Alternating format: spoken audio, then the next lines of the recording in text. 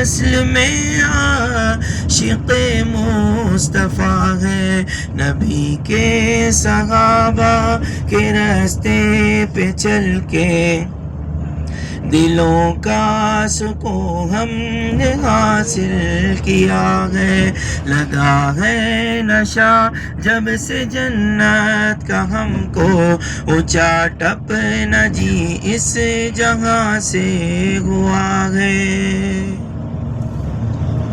ماشاءاللہ بہت اچھے سے آپ نے سنا۔ محترم معتمرین اپنے آس پاس آزو بازو دیکھتے ہوئے چلیں۔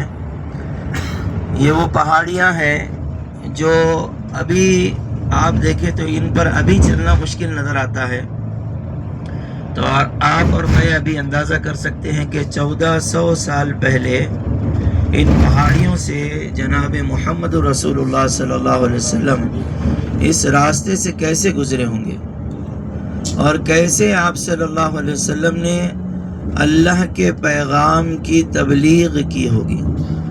دعا فرمائیں کہ اللہ تعالیٰ مجھے بھی اور آپ کو بھی آخری سانس تک تبلیغ کا کام، یعنی دین کو لوگوں تک پہنچانے کا کام کرنے کی توفیق عطا فرمائے، آخری سانس تک۔ یہ دیکھیے جیسے بھائی نے بھی کہا نا کہ ہم تو لگژری میں بیٹھ کر اور تھوڑی دیر کی معمولی تکلیف آج ہمارے لیے اٹھانا دشوار ہے، لیکن حضرت محمد صلی اللہ علیہ وسلم کیسے تکلیف اٹھا کر وہاں پر پہنچے ہوں گے۔ اور 2-3 باتیں وہ بھائی نے بہت کام کی اور پوائنٹ کی بتائی، جس میں شاید جس نے نوٹ کیا ہوگا تو بہت مبارک ہے وہ۔ پہلی بات انہوں نے ایک یہ بہت اچھی بات بتائی کہ حضرت عداس جب انہوں نے اسلام قبول کیا تو آپ صلی اللہ علیہ وسلم پر ان کا اسلام لانا ایسے ہو گیا گویا کہ جیسے آپ صلی اللہ علیہ وسلم کے زخموں پر مرہم لگا دیا گیا ہو، علاج کر دیا گیا ہو۔ واقعی جس کے دل میں دین کو پہنچانے کی اور دین کو پھیلانے کی ایسی تڑپ ہوتی ہے تو وہ اپنی محنت کے اتنے نتیجے پر بھی بہت خوش ہو جاتے ہیں۔ اور اللہ تعالیٰ نے حکم دے دیا فرشتے کو کہ جاؤ ہمارے نبی کے پاس، اور ان کے حکم سے اگر وہ چاہیں تو دونوں پہاڑوں کو ملا دو تاکہ طائف والے بیچ میں پس کر رہ جائیں۔ آپ صلی اللہ علیہ وسلم نے فرمایا کہ مجھے امید ہے اللہ کی ذات سے کہ یہ اگر اسلام نہیں لے کر آئے تو ان کے آنے والی نسلیں اسلام لے کر آئیں گی۔ اور آپ دیکھیں ہمارے بر صغیر میں جتنا اسلام پھیلا ہے تو وہ سارا قبیلہ ثقیف ہی کی بدولت پھیلا ہے، یعنی اللہ نے انہی کو ذریعہ بنایا ہے۔ محمد بن قاسم الثقفی یہ قبیلہ ثقیف سے تعلق رکھنے والے نوجوان تھے جنہوں نے بر صغیر میں دین اسلام کو پھیلایا ہے۔ اور آپ صلی اللہ علیہ وسلم کی محبت کا سب سے اہم تقاضا یہ ہے کہ ہم آپ صلی اللہ علیہ وسلم کے لائے ہوئے پیغام کو دنیا کے کونے کونے تک اور آخری چپے چپے تک پھیلائیں۔ حجۃ الوداع جب ہم نے پرسوں زیارت کی تو بھائی نے اس کی میدان عرفات کے پاس جو آپ صلی اللہ علیہ وسلم نے خطبہ دیا تھا اونٹنی کے اوپر، تو اس خطبے کے اندر آپ صلی اللہ علیہ وسلم نے 3 مرتبہ صحابہ اکرام سے شہادت لی کہ کیا میں نے اللہ کا پیغام تم تک نہیں پہنچا دیا، کیا میں نے اللہ کا پیغام تم تک نہیں پہنچا دیا؟ تو تمام طرف سے الا هل بلغت، تو تمام طرف سے آوازیں آنے لگی بلا یا رسول اللہ، بے شک آپ نے تمام اللہ کا پیغام ہم تک پہنچا دیا۔ تو اللہ تبارک و تعالیٰ کو اللہ کے نبی حضرت محمد صلی اللہ علیہ وسلم نے گواہ بنایا کہ اللہم اشہد، اللہم اشہد، اس طرح سے 3 مرتبہ اشارہ کیا، اللہم اشہد، کہ اللہ آپ گواہ رہیے کہ یہ سب گواہی دیتے ہیں کہ میں نے آپ کا پیغام ان تک پہنچا دیا ہے۔ تو یہ اللہ کے نبی صلی اللہ علیہ وسلم کا لایا ہوا دین جو ہم تک پہنچا ہے یہ بہت قربانیوں سے پہنچا ہے۔ ہم کو بہت آسانی سے عمرے کا طریقہ معلوم پڑ جاتا ہے، حج کا طریقہ معلوم پڑ جاتا ہے، نماز کا طریقہ ہم کو علماء سکھا دیتے ہیں، ہمارے ائمہ سکھا دیتے ہیں، لیکن کیا کبھی ہم نے اس بات کا احساس کیا کہ یہ تعلیمات اور یہ دین کتنی مشکلوں سے اور کتنے لوگوں نے اس کو پھیلانے کے لیے اپنی زندگیوں کی، اپنے جان کی، اپنے مال کی، اپنے وقت کی قربانیاں دی ہیں، تب جا کر یہ دین ہم تک پہنچا ہے۔ میرے بزرگوں، حدیث کے اندر مسلم شریف کی حدیث پیش کرتا ہوں۔ اللہ کے نبی صلی اللہ علیہ وسلم سے پوچھا گیا کہ ای المسلمین خیر، کہ سب سے بہترین مسلمان کون ہے؟ اب ہمارے نزدیک کیا ہے؟ جو میرے مزاج کے مطابق ہو وہ بہترین ہے، جو آپ کے مزاج کے مطابق ہو وہ بہترین ہے۔ لیکن اللہ کے نبی صلی اللہ علیہ وسلم کیا فرماتے ہیں؟ جو نماز پڑھے یقیناً وہ بھی بہترین ہے، جو روزہ رکھے یقیناً وہ بھی بہترین ہے، جو حج کرے وہ بھی بہترین ہے۔ لیکن آپ نے بہت زبردست جواب دیا۔ آپ نے ارشاد فرمایا المسلم من سلم المسلمون من لسانہ و یدہ، کہ وہ مسلمان جس کی زبان اور ہاتھ کی تکلیف سے دوسرا مسلمان محفوظ ہو جائے، وہ مسلمان بہترین ہے۔ علماء نے لکھا ہے، اگر کوئی دیکھنا چاہتا ہے، میں نے کتابیں لے کر آیا ہوں ساتھ میں، وہ دیکھ سکتا ہے۔ کسی کا بھی حج اور عمرہ جو قبول ہوتا ہے، اس کے قبول ہونے کی علامت کیا ہے، اس کی سمٹم کیا ہے؟ حج اور عمرہ قبول ہونے کی علامت یہ ہے کہ اس بھائی کی، اس بہن کی وہ زندگی بدل جائے جو عمرہ اور حج کرنے سے پہلے تھی۔ بہت ممکن ہے، میں یہ نہیں کہتا کہ ہم سب ویسے ہوں، ہم سب الحمدللہ نیک ہوں گے، لیکن ہماری زندگیوں میں اور نیکیاں بڑھ جائیں، اور اگر گناہ گار تھے تو ہم گناہ کو چھوڑنے والے بن جائیں۔ عمرے سے پہلے نماز نہیں پڑھتے تھے، اب نماز پڑھنے والے بن جائیں۔ عمرے سے پہلے روزہ نہیں رکھتے تھے، اب روزہ رکھنے والے بن جائیں۔ اور سب سے اہم بات یہ ہے کہ ہمارے معاملات کا دین صحیح ہو، لین دین، وہ معاملات جن کا تعلق پیسے سے، اللہ ہمیں بھی، مجھے بھی، آپ کو بھی، ہم سب کو یہ معاملات صاف کرنے کی توفیق عطا فرمائے۔ ورنہ کیا ہوتا ہے، دیکھنے میں آتا ہے یہ ایسی باتیں عام طور سے ہم لوگ نہیں بتاتے، وہ یہ کہ بھائی ہم حج کر رہے ہیں، عمرہ کر رہے ہیں، لیکن بہت سے لوگوں کے ہم مقروض ہیں۔ یہ علماء نے لکھا ہے، یہ بڑی خراب بات ہے۔ یا حج کر رہے ہیں، عمرہ کر رہے ہیں، اور غیبتیں بھی چل رہی ہے۔ جی 4 لوگ بیٹھے ہیں، 5 لوگ بیٹھے ہیں، آپس میں بیٹھے ہیں، اور اپنا ساتھی اپنے ساتھ میں عمرے میں ہے، کوئی بہن ہے، بھائی ہے، وہ تھوڑی دیر آپ کے ساتھ کھانا کھانے کے لیے بیٹھے ہیں، وہ جیسے ہی ہٹ گیا اس کی غیبت شروع ہو جاتی ہے۔ علماء نے لکھا ہے کہ یہ عمرے کو خراب کرنے والی، یا کم سے کم اس کے ثواب کو کم کرنے والی چیز ہے۔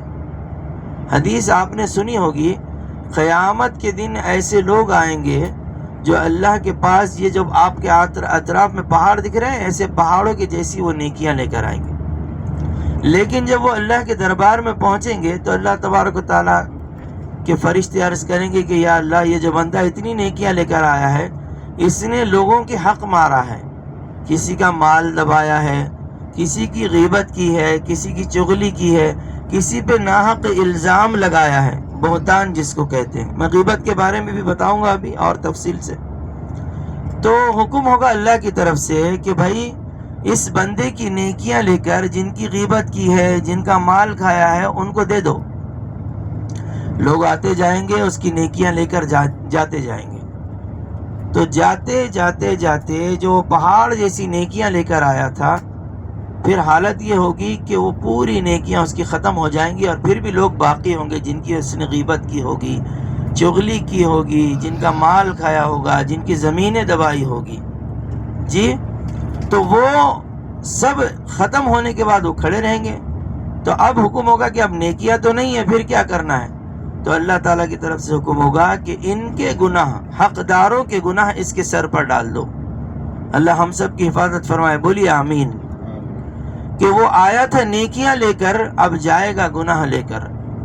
ایک شاعر کا شعر ہے، وہ سمجھانے کے لیے کہہ دیتا ہوں کہ اللہ سے دیکھو کتنا ڈر رہا ہوں، تجوری جیب دونوں بھر رہا ہوں۔ اللہ سے دیکھو کتنا ڈر رہا ہوں، تجوری جیب دونوں بھر رہا ہوں۔ میرا پڑوسی بھوکا ہے میری بلا سے، میں چوتھی بار عمرہ کر رہا ہوں۔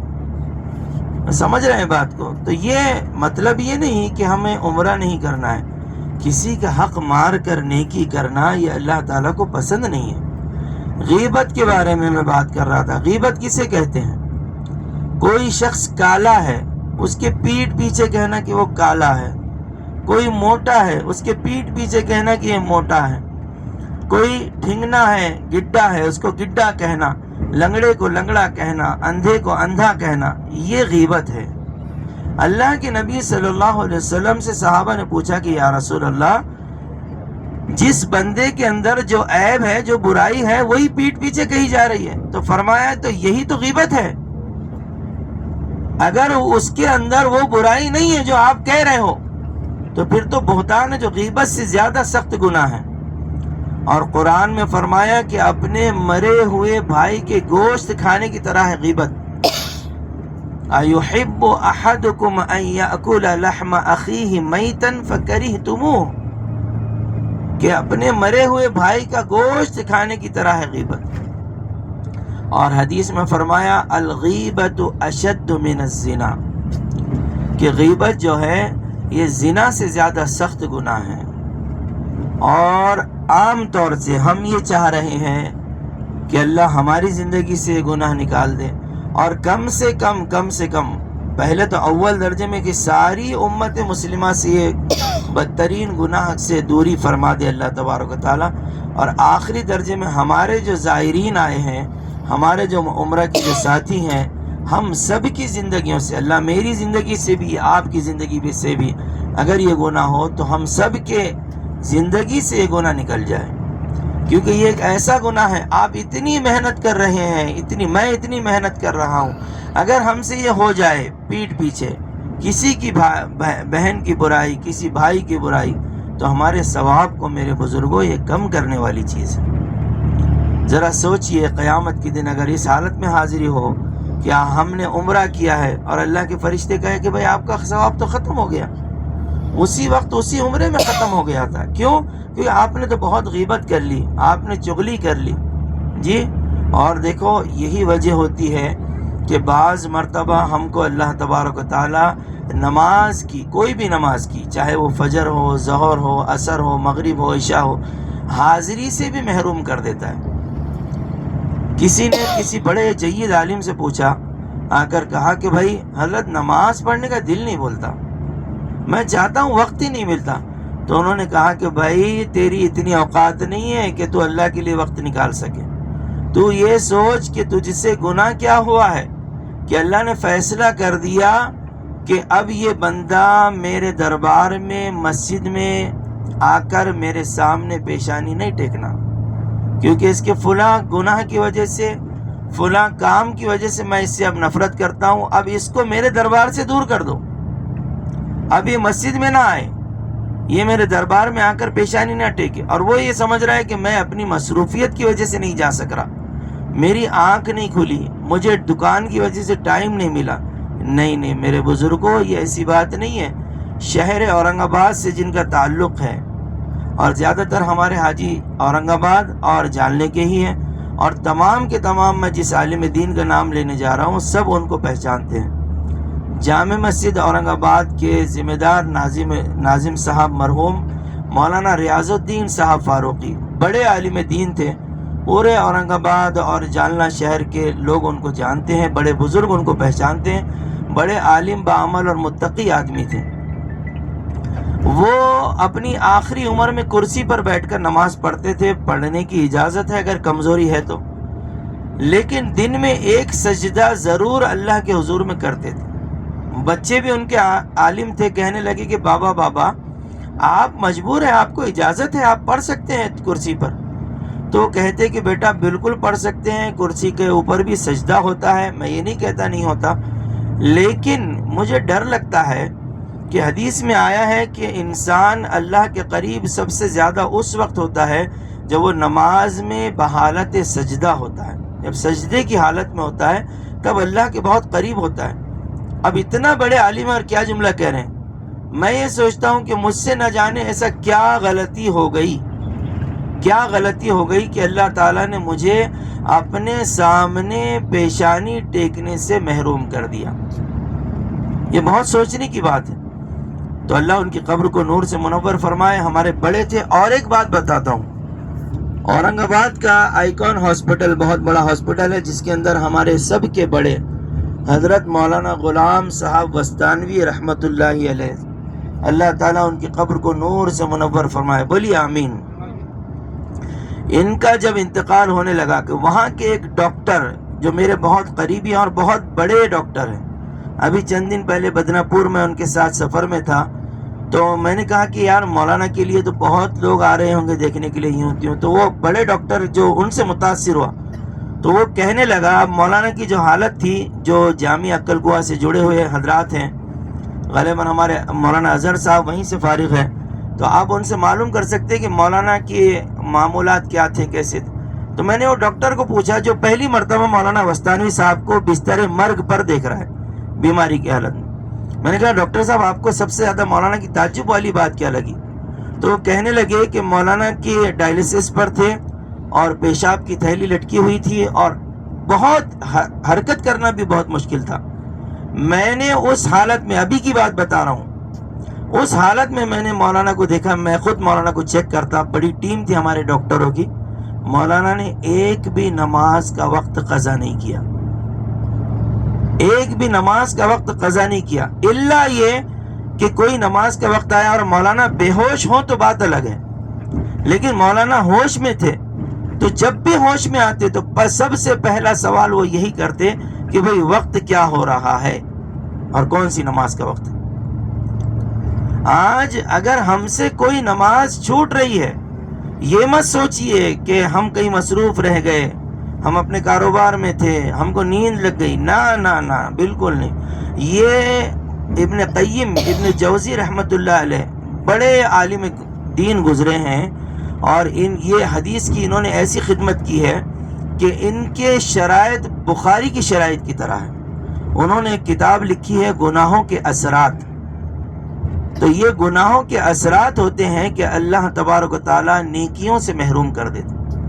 گناہ کی ایک برائی یہ ہوتی ہے کہ ایک گناہ دوسرے گناہ کو کھینچتا ہے. آپ غیبت کریں خود بخود چغلی بھی ہوگی, چغلی کریں بہتان بھی آپ کسی پر لگائیں گے, بہتان لگا دیں گے تو آپ کی زبان سے گالی گلوچ بھی نکل سکتا ہے. جبکہ حدیث کے اندر جناب محمد رسول اللہ صلی اللہ علیہ وسلم کیا فرما رہے ہیں؟ سباب المسلم فسوق وقتالہ کفر, کہ مسلمان کو گالی دینا یہ بڑا گناہ ہے, چھوٹا نہیں, بڑا گناہ ہے. وقتالہ کفر, اور ان سے جھگڑا کرنا, مسلمان سے لڑنا, یہ کفر ہے. آج صحابہ اکرام, ہم جب واقعہ پڑھیں گے صحابہ اکرام کے, تو وہ ایک دوسرے سے پہلے یعنی شہید ہونا گوارا کرتے تھے, دنیا چھوڑنا گوارا کرتے تھے, مر جانا گوارا کرتے تھے, لیکن ایک دوسرے سے پہلے پانی پینا گوارا نہیں کرتے تھے. آج ہم اپنے بھائیوں کی خدمت کا جذبہ بنائیں. ابھی چند دن پہلے میں مولانا حذیفہ وستانوی صاحب کو سن رہا تھا, حضرت نے بڑی زبردست بات بتلائی. کوئی بڑے مفسر گزرے ہیں حضرت لاہوری رحمۃ اللہ علیہ, ان سے کسی نے کہا کہ پورا قرآن مجھے 1 منٹ میں سمجھا دیجیے. تو انہوں نے کہا پورے قرآن کا خلاصہ یہ ہے کہ عبادت صرف اللہ کی ہو, اطاعت صرف محمد رسول اللہ صلی اللہ علیہ وسلم کی ہو, اور خدمت اللہ کے بندوں کی ہو, یہ دین ہے. یہ سمجھایا. تو اللہ کے نبی صلی اللہ علیہ وسلم نے فرمایا سباب المسلم فسوق, مسلمان کو گالی دینا بڑا گناہ ہے. یعنی آپ صلی اللہ علیہ وسلم کی نگاہوں میں یہ تصور ہی نہیں کیا جا سکتا تھا کہ ایک مسلمان دوسرے مسلمان کو گالی دے سکے, یہ تصور ہی نہیں تھا. اور سنیے, اذا تسابت امتی سقطت من عین اللہ, کہ جب میری امت, اللہ کے نبی صلی اللہ علیہ وسلم کی حدیث بیان کر رہا ہوں, میری بات نہیں ہے, جب میری امت آپس میں گالی گلوچ اختیار کرے گی, یا میری امت جب آپس میں گالی گلوچ اختیار کرتی ہے, ایک دوسرے کو گالی دیتی ہے, بات بات پر لڑتی ہے, سقطت من عین اللہ, کتنا زبردست جملہ ہے. فرمایا کہ پھر وہ اللہ کی نظر سے گر جاتی ہے. کوئی باپ اپنے بیٹے کو کہے کہ بیٹا آج تو میری نظر سے گر گیا, کیا اہمیت ہوگی اس کی؟ اللہ کے نبی فرما رہے ہیں صلی اللہ